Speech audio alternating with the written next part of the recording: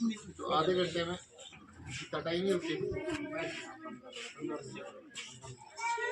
कैसे पता है ये सामान यहाँ रखा हुआ है, कमरों में सामान रखा हुआ है? सब ये जानकारी है पूरी। इस घर में है भी महिलाएं, इसमें सब महिलाएं की सब पूरे घर इनके पुरुष है ना, एक साथ सिर्फ एक जना था एक कमरे में, बाकी योरी यही से अजय मैं बता दिया यही से यही सिलो करो चलो हाँ चलो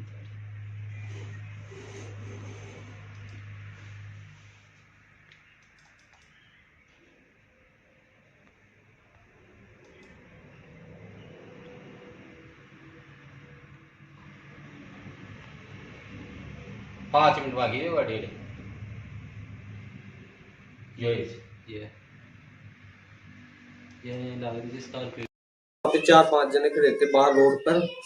तो मुझे लगा कि इनके कोई आया हुआ है, तो मैं थोड़ी सी आगे गया तो उनके पास लकड़ी थी, उनके पास 4-5 जने थे और चेहरा ढक रखा था। फिर मुझे एहसास, फिर अंदर लाइट जुबी हुई थी तो मुझे एक अटैच खुली हुई थी, तो मुझे लगा कि ये चोर है। फिर मैंने चिल्लाया तो मेरे पीछे भगे वो। फिर मैं थोड़ा पीछे आके फिर वो गाड़ी में बैठ के चले गए। फिर मैंने जाकर गाड़ी लेके फिर अंदर आकर चिल्लाया तो इनके कुंडी लगी हुई थी, तो इनकी कुंडी खोला। फिर मौके पर 10-15 मिनट बाद पुलिस आ गई थी।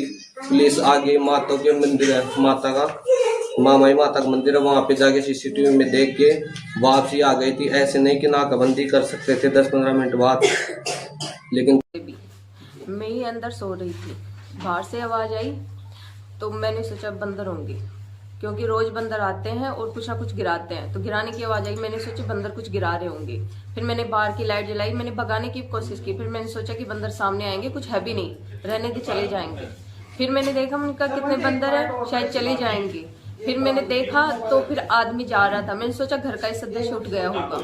फिर भी आवाज आ रही थी, फिर मैंने सोचा घर का सदस्य उठ गया तो फिर ये बंदरों को क्यों नहीं भगा रहा।